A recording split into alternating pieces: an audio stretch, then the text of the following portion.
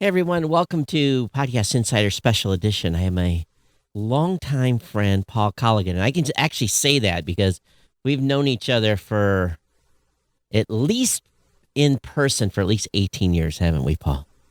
Yeah, yeah.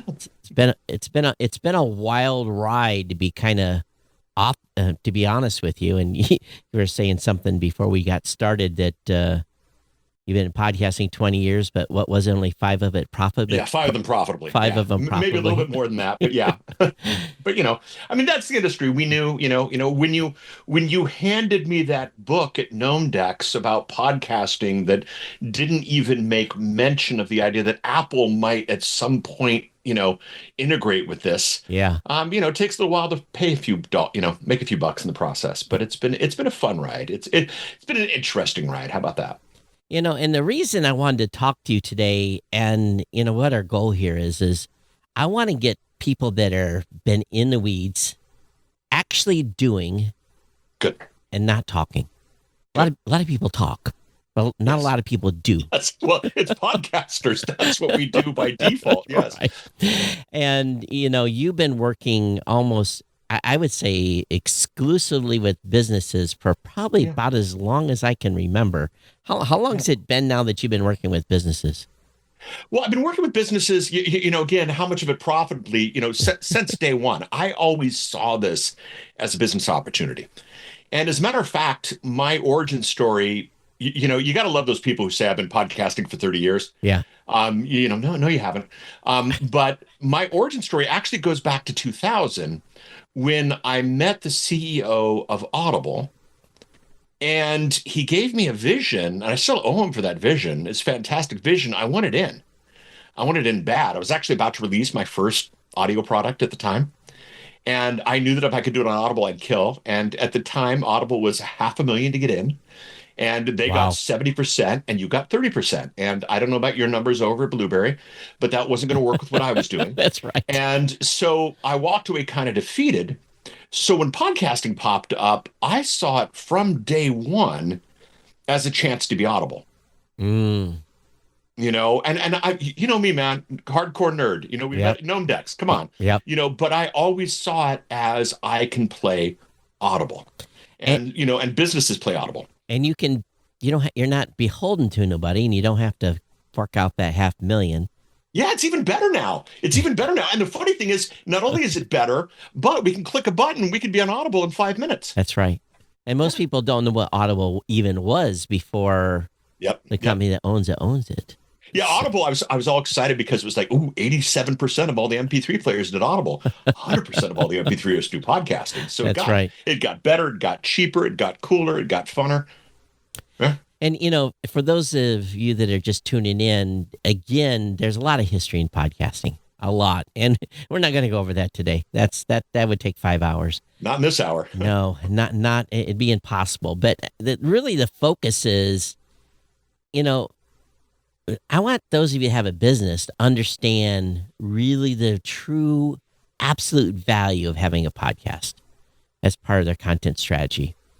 We saw a lot of people during COVID add podcasting, but not a lot of people completely leaned in. It was kind of like this thing that they did for a little while, and COVID was over. Then they kind of undiversified from the amount of content they were creating. And in today's age, and with everything that's going on with search and with AI and all the stuff that's going to change the landscape for businesses globally, you got to have podcasts right now. So I guess we'll start out with the base question, why, besides what I just said, does a business need a podcast? Well, any real business solves a problem. Blubrry, where do I put my podcast? The podcast partnership. How do I make business sense out of podcasting? Any real business solves a problem.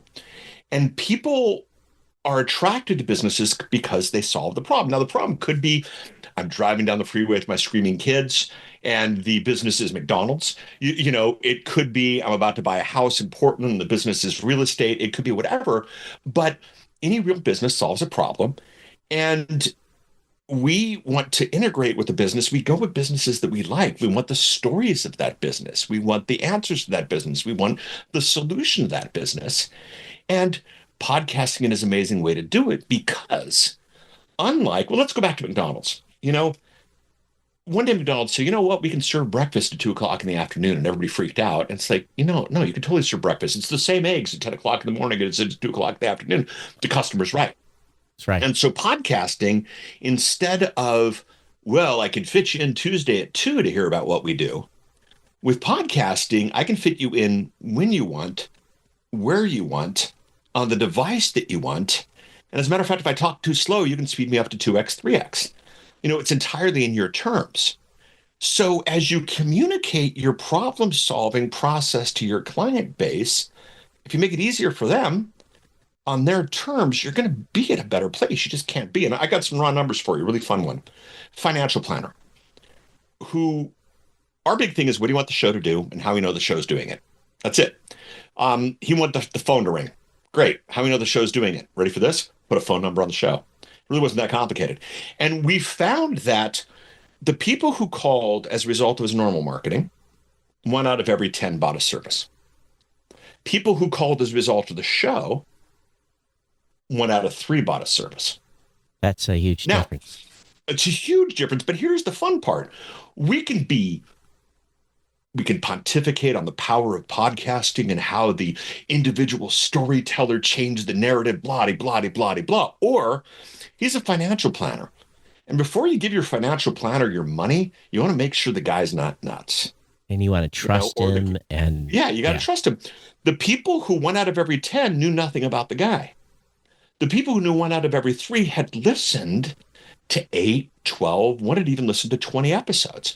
And because they consumed this guy on their terms, on their device, they were able to go, yeah, I want to sign up with this guy. So the conversion numbers actually, it's the same conversion. It's the amount of time spent, but the time was spent with the show as opposed to the time spent with him. I remember going back to before podcasting when I was looking for a financial planner, and I really didn't have a clue I knew what I wanted. I wanted someone that was a little aggressive, but not too aggressive, but was conservative enough that he would get me across the finish line with some money. Right? That was kind of that was kind of in my head. And when I talked to people, I never told them what my goal was. I said, well, how are you going to do this for me? And the person that was so aggressive, I said, I'm not going to trust him with my money. Yep. The person that was too conservative, I'm like, oh my God, he's not going to make me any money. And the person, it was kind of like the Goldilocks story, right? It was the worst. It was, and so in the middle, I kind of found the person, and they've done me well, but that took a long time. Yeah. And imagine if you could have done that 2 weeks worth of your driving to and from work. Right. Instead of spending an hour on the phone with somebody that was more salesman than they were telling me how they were going to get me there. Yeah. And Mr. Over-Aggressive, you probably would have figured that out in about the first 5 minutes of the show. So you hit stop and you play the next show. You don't have to weasel your way out of the meeting or come up with a fake emergency or that kind of thing. Yeah, so it's just so much easier. You said something earlier that really hit home across all podcasts was, I talked to so many content creators today. They don't have a goal. So what is the goal of your show? And Todd, our entire business is 4 questions. It's just 4 questions, Todd. And it's so funny because everybody's like, why are you giving this away? It's just 4 questions and nobody's answering them. Number 1, what do you want the show to do? Yep. Number 2, how you know that the show's doing it? Number 3, this is crazy, Todd, is the show doing it? And then number 4, how do we do it better?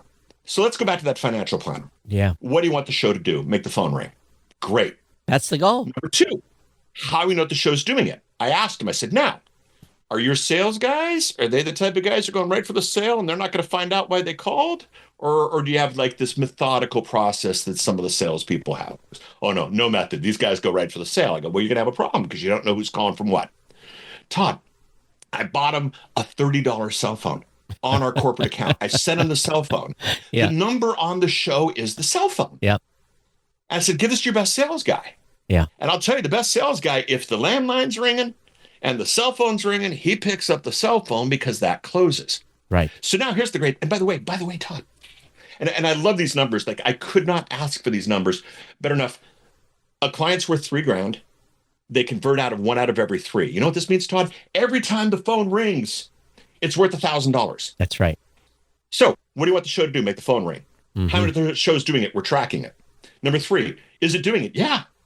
How do we do better? At that point now, boy, you talk about I can't afford to advertise my podcast. If I can afford to advertise that show in such a way that it costs me less than $1,000 to make the phone ring, I can afford to advertise that show. If it takes me $1,500 to make that phone ring, I cannot afford to advertise that show. Guess what? At $1,000 to make the phone ring, I can pay to advertise that show. Now, it's very niche. It's very specific. Most episodes, he gets less than 1,000 downloads. But his CPM, Todd, is 87,600 and something. Right. Like, it's just insane, because of those 4 questions. What do you want to do? How do you know that's doing it? Is it doing it? How do we do it better? The show on itself is the best SEM money can buy, but at the same time, yes. then you target SEM against that content. Oh, yeah. And it's a force multiplier. It's beautiful. Yeah. Well, and there's SEM on 2 levels. A, you get all the keywords, you get all the content, that kind of stuff. But, when you were looking for your money guy, one of the things you were like, is he here for the long term? Mm-hmm. Well, when you look up for a money guy and you see that he has 250 episodes, question answered. You might not even have to listen to a single. This guy's got 250. He knows what he's talking about. I'm going to go visit his office.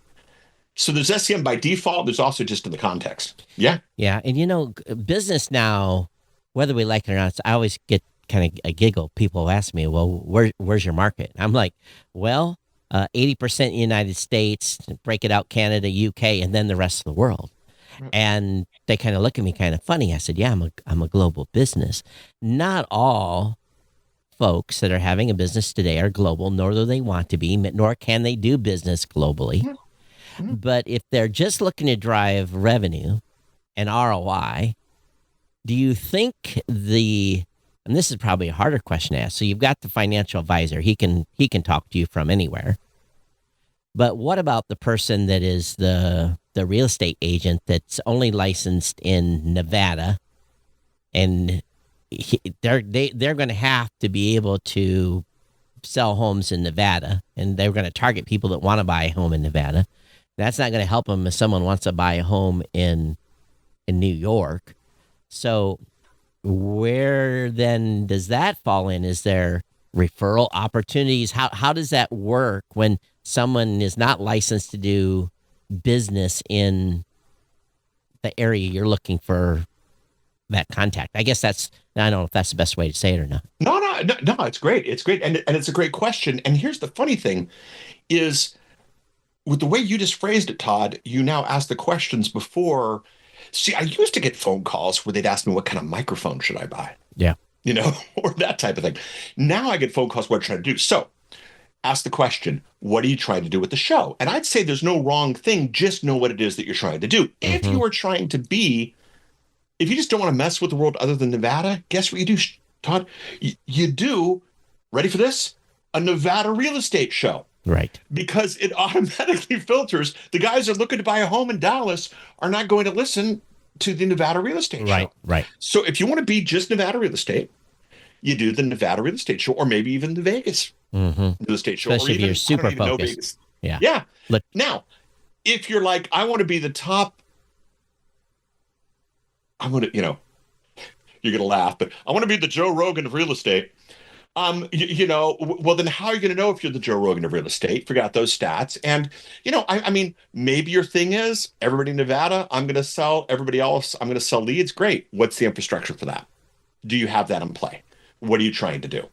I would say, I'll tell you this. I don't want to listen to a real estate show. I want to listen to the Tigard, Oregon real estate show. And so I would build the show that way. But what is it that you're trying to do? Now, another financial planner, really interesting guy.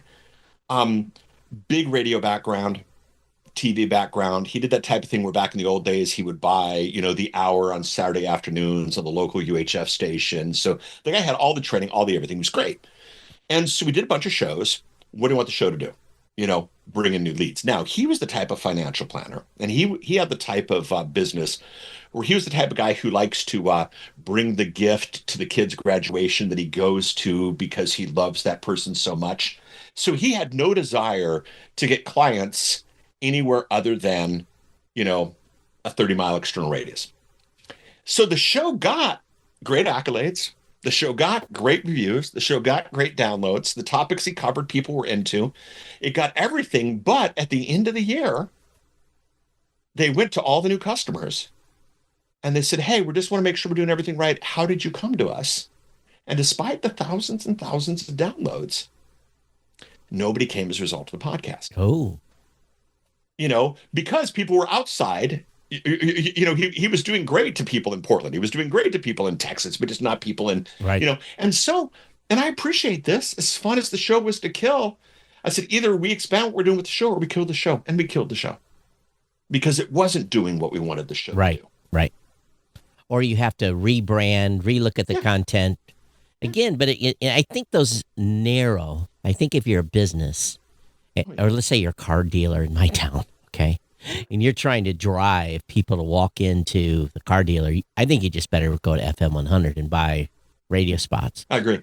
Or buy something on Facebook. I don't think, unless you're in a big enough metro. Now, if you're in Columbus, if you're in Dallas, you're in LA, you're in a big enough metro area where you can get the volume of people to listen, then it probably makes sense. If you're a plastic surgeon in Miami and you're world renowned, of course. The world is your onion, right? So I think some of the businesses is the goal usually purely ROI on being able to deliver new customers, or is there another ROI model that you're seeing that? Great question, Todd. I love this. So, I want, what do you want the show to do? Establish me as the preeminent authority on the topic of X, is usually something that people say. Yeah. Great. How will you know that the show is establishing you? This is the question number 2. How will you know that the show is establishing you as the preeminent expert on X? And there was, I get good reviews. You had 25,000 downloads. 3 people gave you a review. What about the other 24,000? Right. Downloads. If 1 million people download your show and they hang up 5 minutes in, you're not the preeminent expert. Right. Now, Hardcore History, Dan Carlin, 3.5-hour episodes, multiple parts. They listen all the way to the end. Dan is one of the preeminent history guys on the world as a result of that show. So if you want to establish yourself as the expert, then how long do they listen? Do they sign up for the newsletters? Do they buy the books? Do they buy more? Is just, Do you get invited to events to speak? Those are the metrics you want to look at. Yeah. And then you write them down. I want to be invited to, 10 events. And by the way, a lot of people don't know that this is even an option. Sometimes, despite the you and I's in the industry that seem, almost scary to approach, some people think podcasters are unapproachable. You need to make it in the process. Like, tell a story about how you spoke at an event. Yeah. Talk about how you love to get in front of groups, how you do consulting contracts, how you have coaching clients. You make that part of the topic and say, oh, he has coaching clients just like me. The original goal of my show was to get a press pass to CES. And did it work? It worked. Did it work? It did. And I used the content to be able to get the invite. Yeah. But then the goal become make money. So the goal can change over time. Absolutely. Those 4 questions, you can change them every week. Right. But I just don't want you recording this week's show to last week's answers. And but yeah, so I want to become the expert. The old great radio guys, what they wanted out of it was to write off their wine habit. And they did it. They wrote off their wine habit. And so whatever, the goal can be minimal, but just be honest with the goal. A lot of people are like, they say their goal is, I want to just pursue my passion, where really their goal is, I want to quit my day job and become the next Joe Rogan. And the problem is pursuing your day passion, that's easy, but you're not going to become the next Joe Rogan. That's right. Doing that. Yeah. And so, yes, the thing is, you could just, I want I want to force myself to get up every Saturday morning and do the research it takes to get this topic out the door so that in 1 year, I'm an expert. That's a great reason. You know, How I know that I'm doing it? Did I get up every morning and do my research? that's a big statement there, because people often want to take the easy way. And I understand there's lots of tools now to help us with research, and thank goodness we have those. It makes it easier.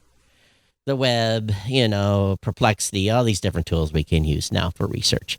But that doesn't make you an expert. So are you seeing most of these business shows doing interviews with other people? Are they solo shows? How's the mix on that? Well, Todd, great question. First of all, a lot of people, part of what they want to do consciously or subconsciously is they want to work as little as is humanly possible. They don't want to do the research. They don't want to do the perplexity thing. So they get guests. Yeah. And then there's this magic that the guest is going to tell you about their audience, or is going to tell their audience about your interview, and then all of a sudden you're going to get a million people. So A, you didn't have to work for your episode. And then B, that person introduced you to 100,000 new downloads. No, doesn't work that way. Yeah, right. Exactly. Neither's true. Now, you can become an expert by asking questions of other experts. Mm-hmm. If that's your model, I want to interview the 52 smartest people I can convince to come on my show. Yep. That's a great strategy. Yep. It's a great strategy, but you got to be clear to what it is, and now, I had a client in the health and fitness space, a big one, New York Times bestseller, multiple books, been on Oprah, the whole nine yards. And she calls me and she says, Paul, the podcast is killing me. What do I do? Oh, actually, I can talk about this because JJ Virgin, you can put this in the show notes. I got a Medium article about this. JJ Virgin. She said, the show's killing me. I hate the interviews because they were celebrity docs. They had all these requirements. They wanted to review everything. They wanted the air touch pictures. They wanted all this stuff. And it was eating her alive. Here's the funny thing, Todd. Yeah, exactly. And I think she'd agree. When she did those shows, the interviews, consumption was 40%, which is the average consumption for an interview show. So when she did these shows, and for those of you who are listening to the audio version of this, we're pointing a finger gun to our necks. Yes. When she did the interview shows, the ones she hated, people hung up before they were halfway through it. Yeah, they came for her, not the guest. She started creating new content that was just her. When it was just her creating content, people would stay through to the end. Yeah. So the show that she hated doing because she thought that's what the industry expected of her, saw terrible results, took a lot of work, and gave her a headache. The show that was off the top of her head, and you and Rob do this brilliantly. We started a show called Ask the Health Expert. People have health questions. You talked about SEM. People would say, JJ, is it true that a glass of orange juice has the same amount of sugar as a Coca-Cola? That would be an episode. She would do it live on a live stream because some people love the live stream. So she'd answer 30 questions on a live stream, and then the editor would chop those up as 7-minute episodes that came out 5 days a week. See, I was going to ask you about the repurposing. So right there, you've 100%. Yeah. And so she did what she loved. She got the social podcasters. One thing for podcasters, are horrible at it. One of the most beautiful things about podcasting is you don't have to social what you had for lunch anymore. Yeah. You can actually social what your new episode is. That's right. So I'm going live for those of you who like live. I'm going to record the episodes for those of you who can't. I had, in college, I'm going to date myself here, but as dumb luck, I had a friend who used to write for Johnny Carson. So I went to school, UC Santa Barbara, about an hour and a half from Burbank. So I could take dates to go see Carson get taped. I didn't even have to stand in the line, Beautiful. Yeah, come on. Let's go see Johnny. Sure. Which kids ask your parents? Yeah. But what was beautiful was the show to see Johnny get taped was very different when it went on the air. Mm-hmm.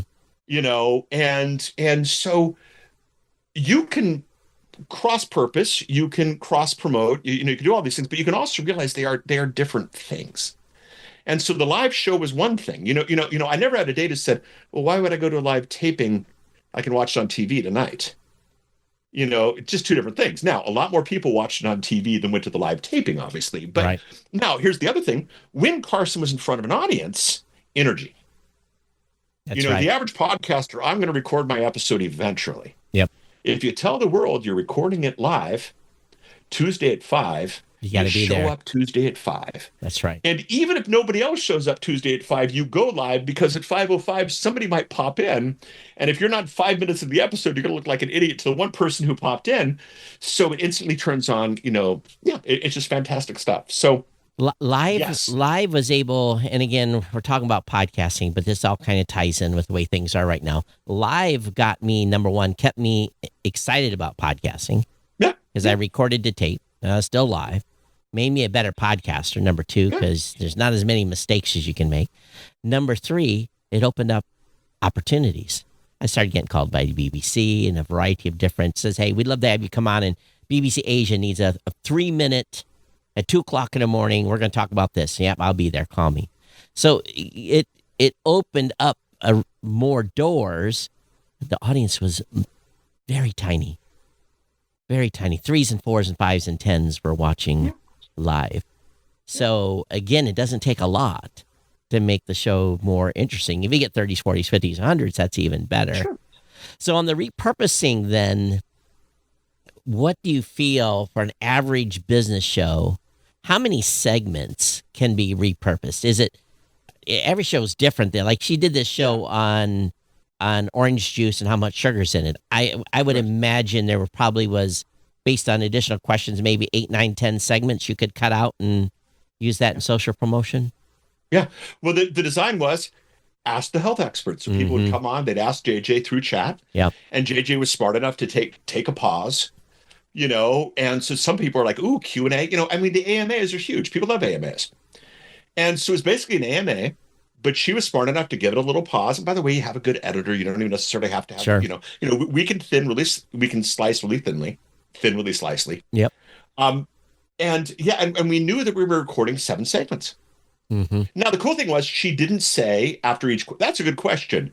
Hey, this is JJ. Welcome to the Ask the Health Expert show where we answer questions. Like we would chop that in, we would edit that in later, and that kind of thing. But yeah, she knew what was going on. The audience knew what was going on. And let's face it.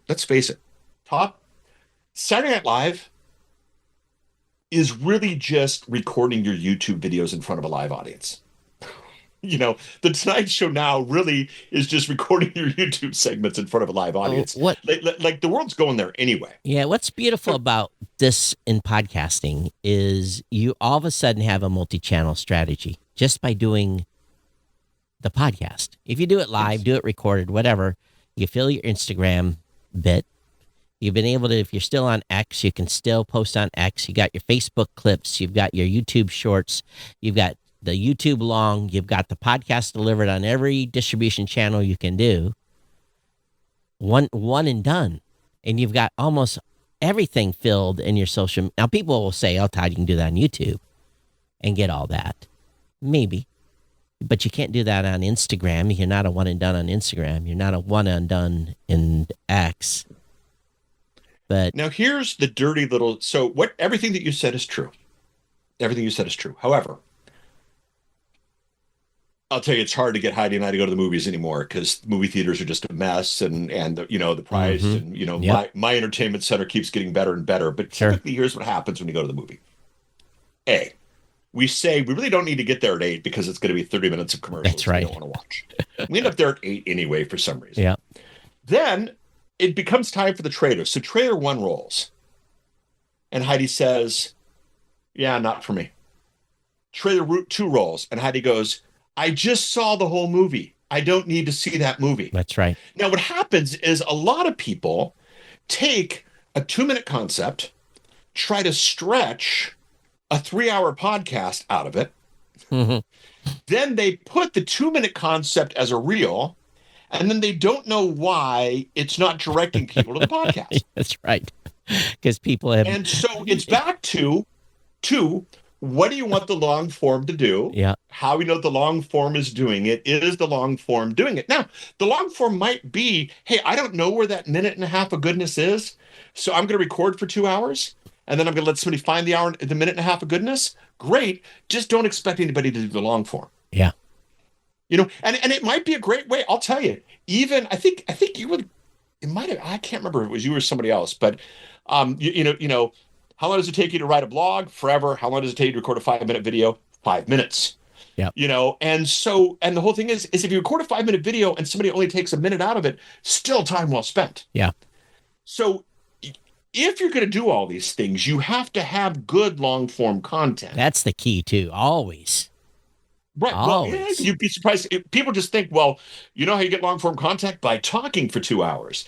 No, you have long form content by having long form content.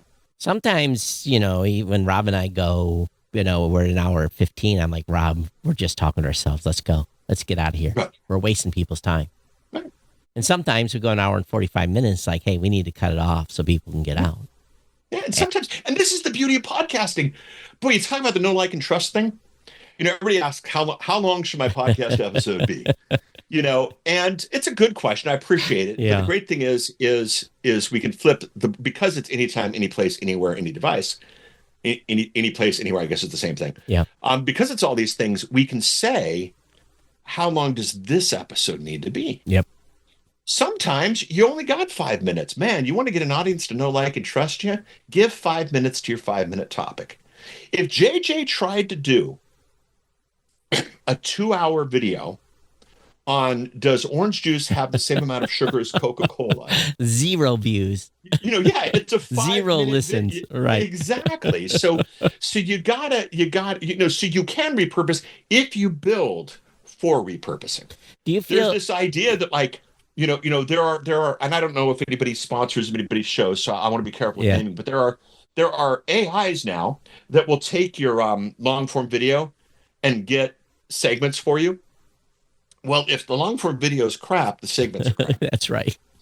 And if the segments are crap, then the listen's going to be crap. And if the listens are crap, then the algorithm's not going to push you, and you're actually be doing more damage than you are good. I recorded a show the other day. I shouldn't have recorded. I was half sick. And I think, oh man, it's just bad. I almost kind of like hugged my head like a dog. I was like, oh, I shouldn't put this out. I did because I felt guilty. And in hindsight, I probably shouldn't have put it out. Let me ask you a question about building a brand. I'm a big brand builder. Do you feel that businesses are using podcasts to help build their brand? And if they are, when are they? Is it new business, existing, trying to reach new? What are they? Where does that fall in? Yeah. So, have you ever read Building a Story Brand by Donald Miller? Oh, no. Oh, fantastic. Don used to be a local Portland boy, so I knew him before he was cool and moved to Nashville. But so he and here's the premise of the book, and I'll tell you this, you're like, now you're really going to read it. You know how everybody says, use story in your marketing, use story in your marketing, use story in your marketing, but then they never tell you how to use story in your marketing? Building a story brand is actually a 7-step process for building a story brand. Crazy. And you can actually follow those 7 steps. And so we launched the podcast for the book 18 months before the book came out. Now, here's what's cool. So do we build a brand? Definitely. And this is back, again, kids, ask your parents. But there was a time when there was this thing called iTunes, and you'd type in a name and it would show you the books, and it would show you the shows, it would show you the movies, and it would show you the apps, and it would show you the podcast. Well, the cool thing was now we could put in Building a Story Brand. And if you wanted to buy the book was there. If you wanted to listen to the podcast was there. But it was a 7-step process. It's either 2 or 3 of the process, or maybe 3 or 4. One of the steps in the process is you're not the hero, the client is. This is key. So Don has connections, and one of the connections he has is this little unknown podcaster named Dave Ramsey. Boy, talk about repurposing content. Yeah.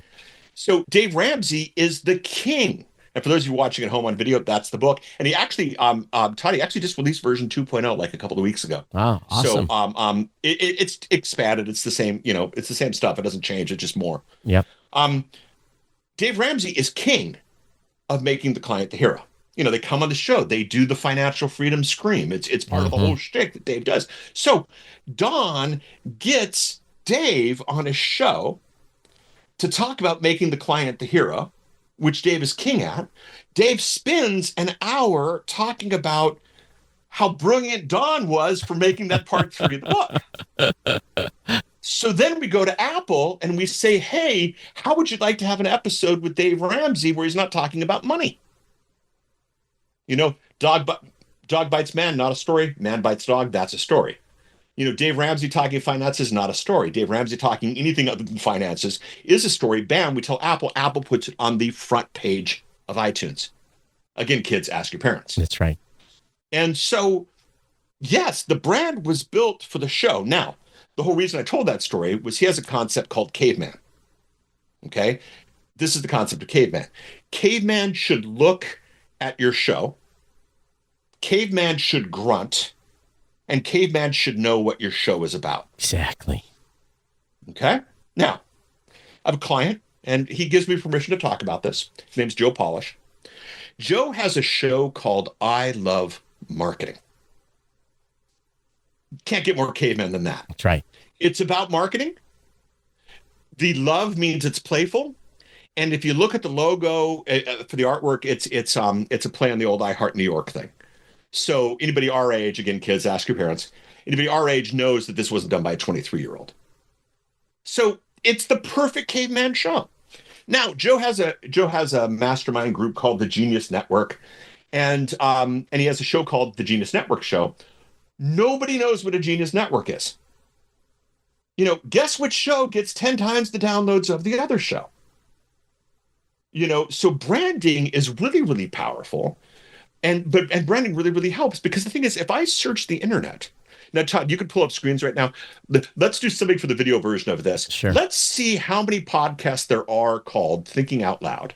And let's do one page at a time here. Thinking Okay? out. Thinking out loud. Everybody says, I'm just going to do a podcast where it's me just thinking out loud. Now, one of the things about thinking out loud is that, of course, you have no idea what the show is about. So you didn't answer question number 1. Therefore, you didn't answer question number 2. So thinking out loud. Well, go to Apple. Go to Apple. Go to Apple. Okay. Yeah, you got to see the pages of this. This is so good. And for those of you listening at home or on the audio version of this, we'll go to I'll do it right here. Podcast where it has, and then search Thinking Out Loud. There we go. So good that we can do this on the web now. Yeah. Okay, so he's typing in Thinking Out Loud on Apple Podcast now. Now type shows.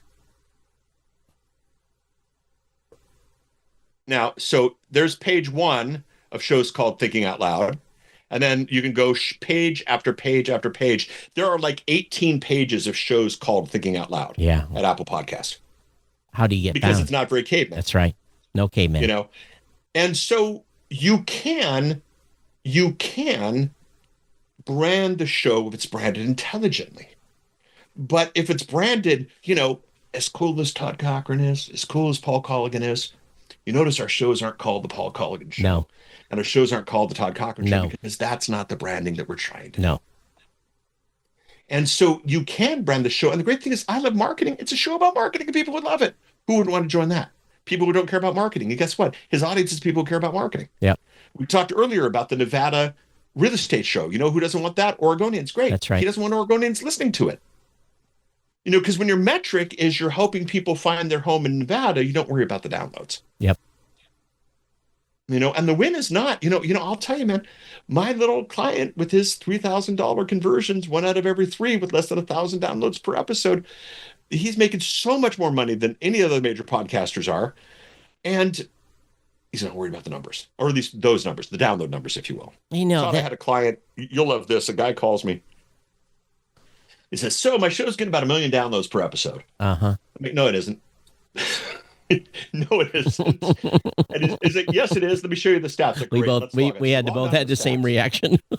Yeah. We log on to the no, it isn't. We log on to the stats, and he's got 1 million downloads. Well, 999,500 some odd downloads are coming from Bangladesh. Oh, wow. Great market. Yeah. And I said, dude, they're all coming from Bangladesh. He goes, yeah, totally. Yeah. I'm like, what do you mean? He goes, well, we're working with this conservative radio network who is worried about being censored. So they've moved everything offshore. Uh-huh. Like, yeah, that's not the way podcast stats work. And his thing is, well, it's not what my podcast guy says, right? Just go with your podcast guy. Sure. Go with God, just go.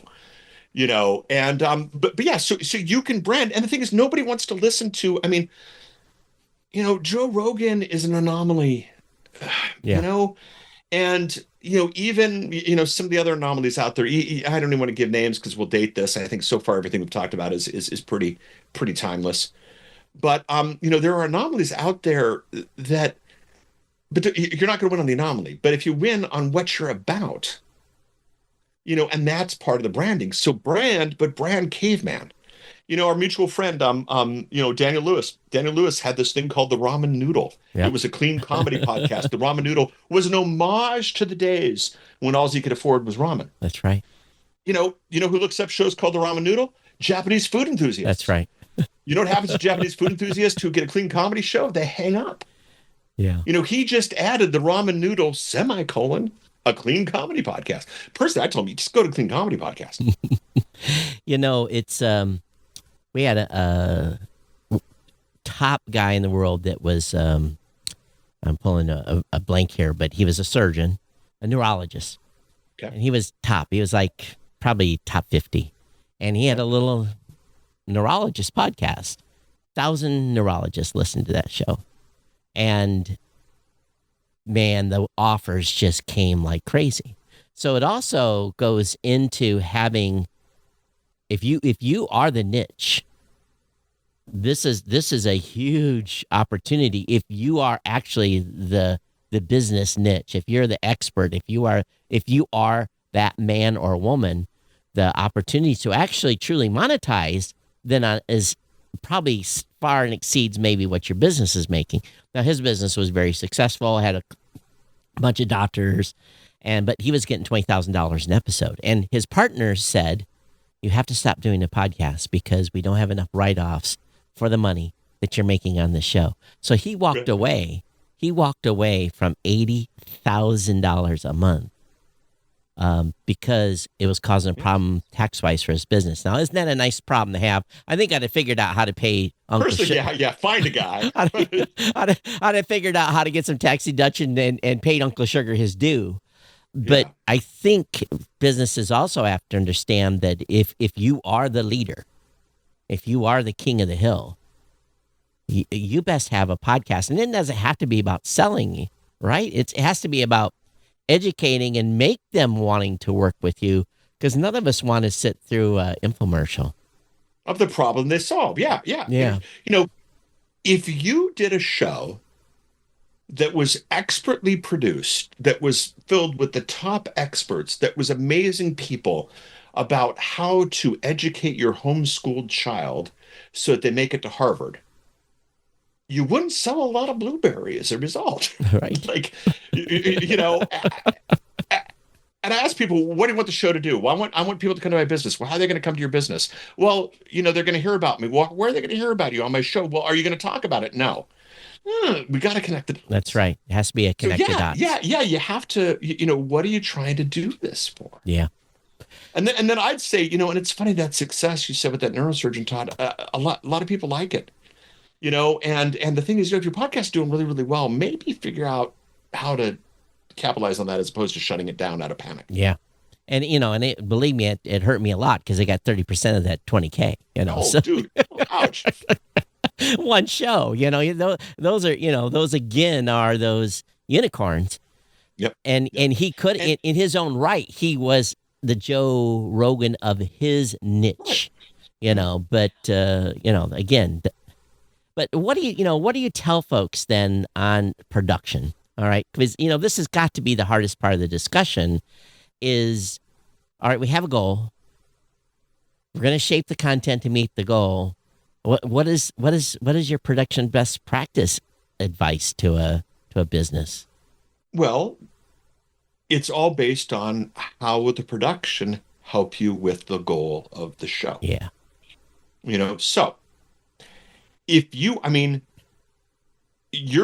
go back to that real estate example. Your real estate agent drives a Beamer because they want to show you how successful they are, because they're going to be successful in selling your show. It's a prop. It might be rented. Yeah.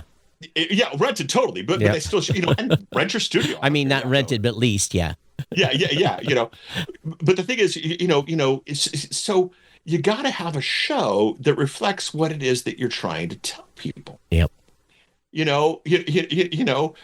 if Blubrry doesn't have a bunch of gear in the background and they're positioning themselves as one of the top in the space, are they? If it's a phone that he's holding and just shaking up and down as he's telling people how important tripods are, that's not going to work. Exactly. And so you got to have a show that matches what it is that you're doing. Yeah. And then it's back to that whole thing. And again, that's why I ask, the question they ask, of course, after what kind of microphone they should buy is what kind of camera should you buy? What do you want the show to do? Just ask yourself, what's going to be required for the show to do that?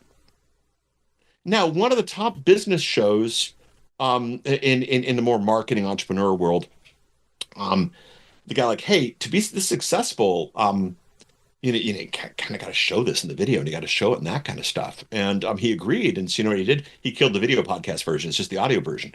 And the paradigm for the show, the model for the show was, I'm going to hit the record button on my phone and I'm going to record the podcast on the way to work. And so you went for the car with this guru. And, and the great thing, because there were no pictures, it could have been a Tesla, it could have been a beat up 52 Ford, it could have been anything. And you just got to match what it is that you're trying to do with the presentation that you're trying to do. Now, Joe Polish, I Love Marketing. Joe has an episode with Joe, I swear, was on an analog phone line in the tunnel under New York. I swear that was his microphone. Yeah. His assistant was using Wi-Fi back when Wi-Fi wasn't necessarily solid as it is today. Right. But still isn't. They had on the show Tony Robbins, who was bragging about how far Tony was from his house in Fiji on the beach recording this thing via Skype. The audio is painful. It's painful. No matter how much we try to clean it up, no matter how much we try to fix it, it is painful. But the storytelling of Joe with the bad connection and, the Wi-Fi, and then Tony on the beach and what did Tony say? But here's the thing. Now, Tony's not without podcast content. But here's the thing. Tony's always on book. They got Tony off book. They got Tony to tell the truth. They got Tony to tell it like it is. Very few recordings out there of Tony off book. As a result, that whole painful, terribly produced podcast is one of their most popular episodes because it's a thing they couldn't get elsewhere. And Tony talks about really why he loves marketing.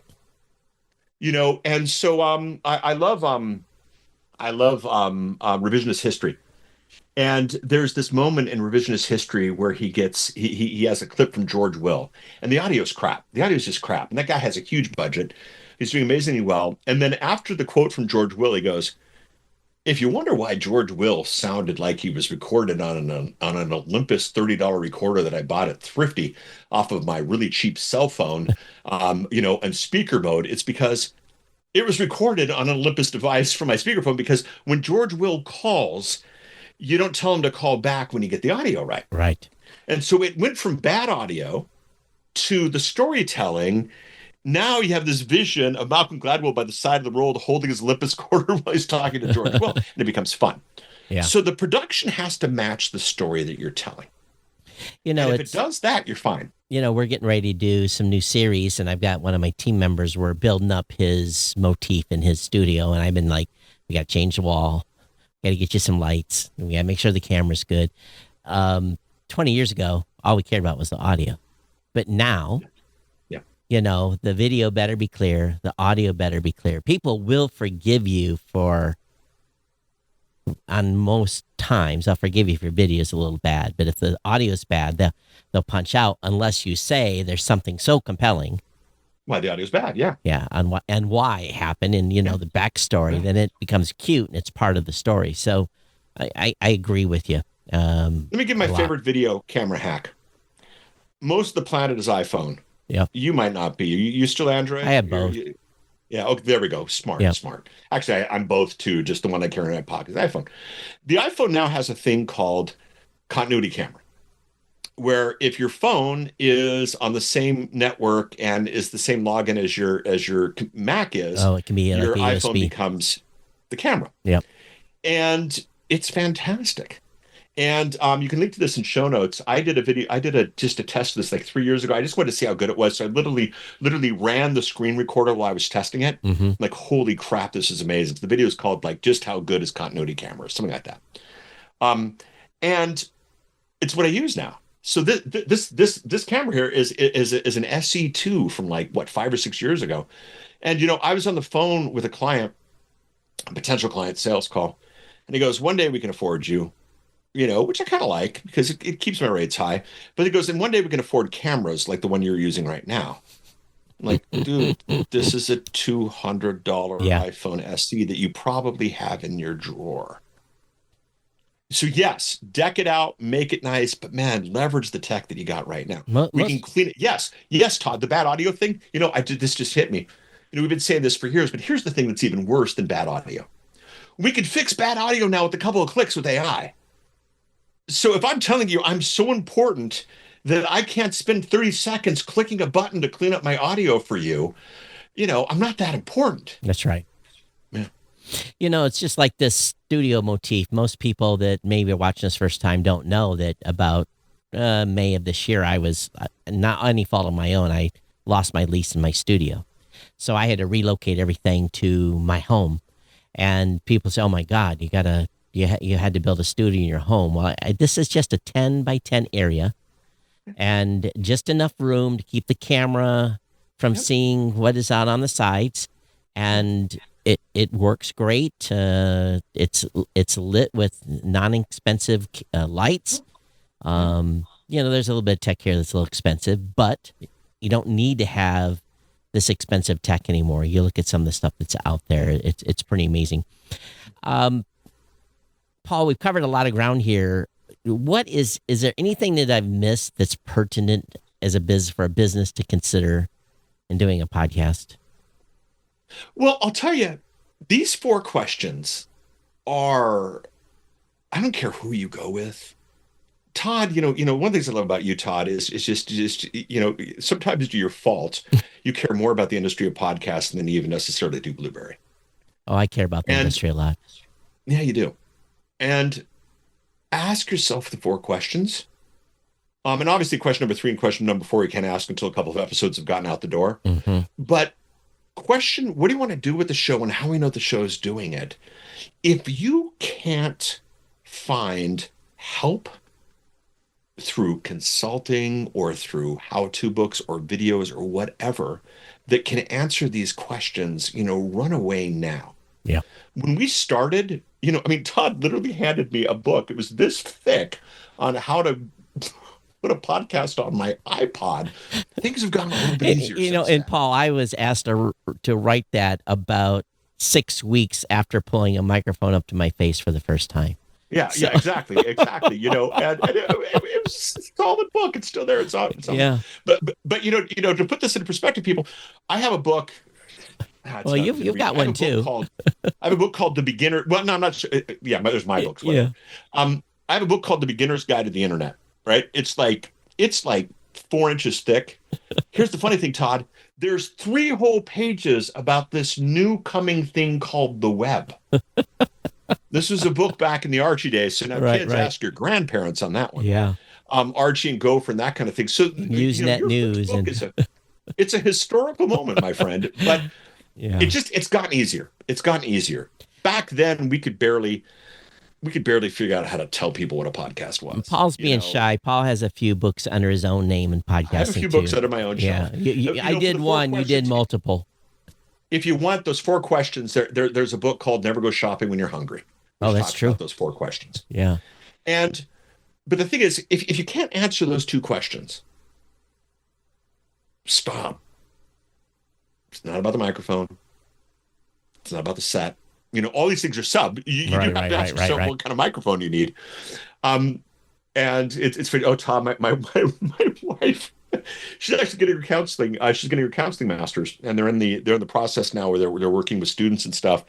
And this is Joe for podcasters. Guess what? A lot of the people to record these sessions bought Blue Yetis. They don't know how to use the. So even in the psychology arena, the microphone is hurting us. Yes, I have a prop somewhere back there. Never used it. A prop, exactly, a prop, not a tool. It's a prop. No, it's a prop. And so those questions go first. And what's neat is if you don't have the answers to those questions, it's one of two things. A, podcasting's not for you. And there are some people who podcasting's not for. I haven't met them yet, but I'm sure there's somebody out there.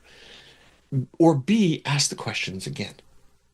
I had a client, Todd, oh my goodness. We went through the whole process. And we have a whole process. And he goes, this sounds great, Paul. I'm going to totally go with you. But first, he bought, I kid you not, he bought a punch card. I bought a punch card of 200 episodes that I have to use first. So some event somewhere, he was able to buy a punch card where he got 200 episodes for, I'm sure, a really cheap price because, he's not going to record more than 3. Right. At that kind of rate. But dude, you're not going to come back. Mm-hmm. You're going to get burned out so fast. The reason we always talk about pod fading, we talk about how podcasts don't last because they don't know what they're doing, and they don't plan. They don't have they don't know what they're doing. They don't plan. They don't know why they're doing it. Yep.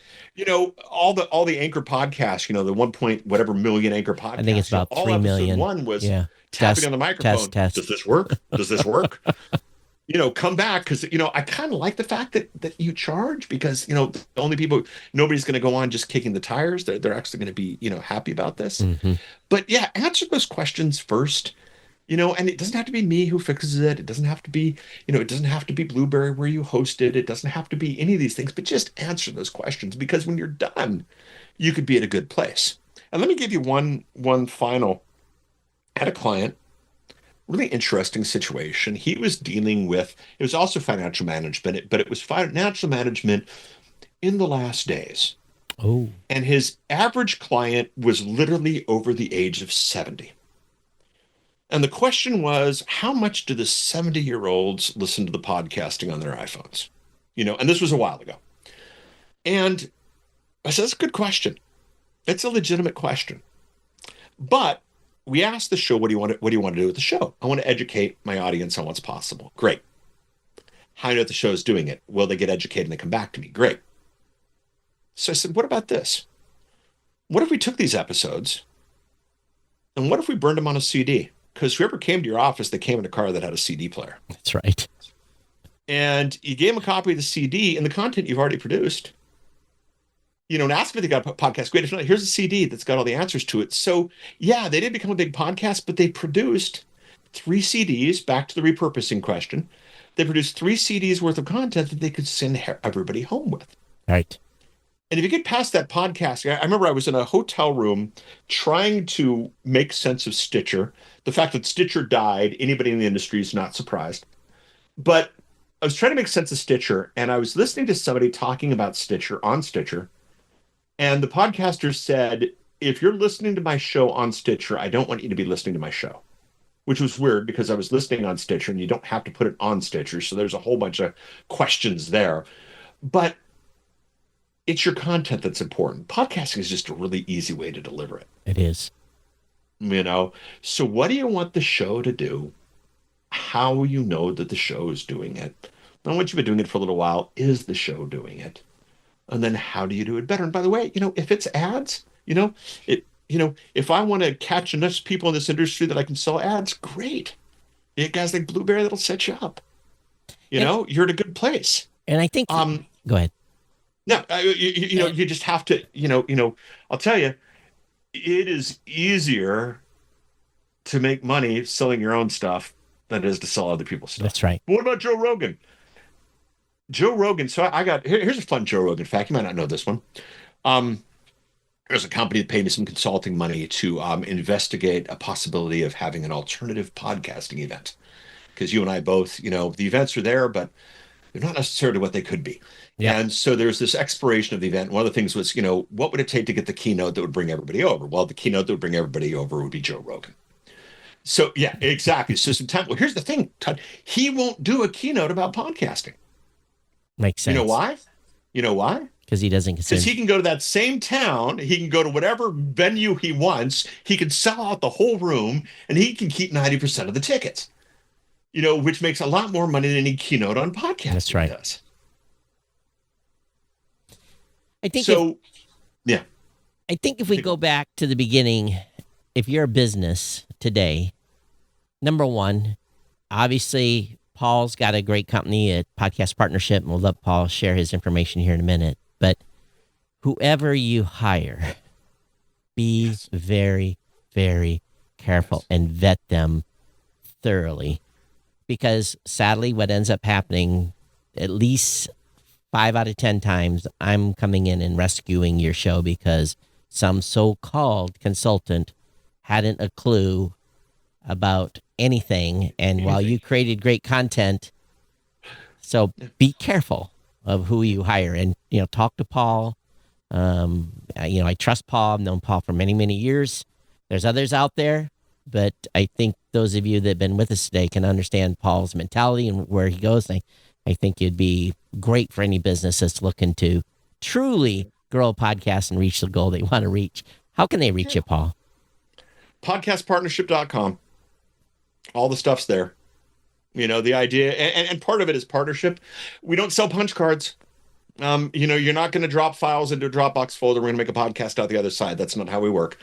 It starts with, ready for this, a conversation about what you want the show to do, how you know the show's doing it, and then what it is like to build a team that figures out how to do the rest. But podcastpartnership.com has everything you need. And for the record, Paul and I have no financial relationship, just so you know that. Paul's going to suggest you go where he's going to suggest you to go. This video is for those of you thinking about doing a business podcast. We'd love to have you over on blubrry.com. Obviously, that would be great. But the main thing is we want businesses to get started, and we hope that you will too. Any final thoughts? Is there an email address or anything? Podcastpartnership@gmail.com. Awesome. We try to make it really, really easy. And what Todd said about, go with somebody who's going. It's funny. I started joking about this, but it's become almost a bit of a nightmare. I used to joke that there were companies who were in it for the sweet, sweet podcast money. And it's just become more true than ever. When you talk to a podcast consultant, should have some successes. Guys, for the record, our clients have seen millions of downloads, have made millions of dollars. Our shows have been on Colbert, have been on The Daily Show, have been on, we know how to get our clients reach. For hosting, you might want to find somebody who's been around for a while. Todd, how long has Blubrry been around? 19 years, going on 20. Exactly. So and it makes sense, man. You don't want to hire a fat fitness coach. You don't want to hire a poor financial advisor. You don't want to buy a home for a real estate agent who drives a broken down VW van by the river. Take that same logic to podcasting. If somebody tells you podcasting is different, run away. Even if they're at the podcasting show. The worst call my tech support folks get is someone calls like, "Hey, I'm a podcast consultant for show XYZ," and they just there's almost a mute button that they have because they know it's not going to be usually a good call. So hire wisely. What you should do? Ooh, Todd. You should put this on the website now. Like, have the podcast consultant line. Podcast consultant and need help. Then you give them to the new person, that kind of stuff. Yeah. We have a podcast consultant course coming, but we'll have more on that soon. Ooh, very cool. Yeah, because we're trying to help podcasters. And it doesn't matter if they're business or independents, but we're out of time. We don't want to waste your time, so thanks for being here, Paul. And thanks for having me, Tom. Yeah, and for those of you that have been watching or listening, you can reach out to me, Todd at blubrry.com, if you have any questions, and reach out to Paul if you're a business or anything else. Paul's a great dude. He's got the history, he's got the bones. So anyway, thanks for spending this hour with me. Thank you, Todd.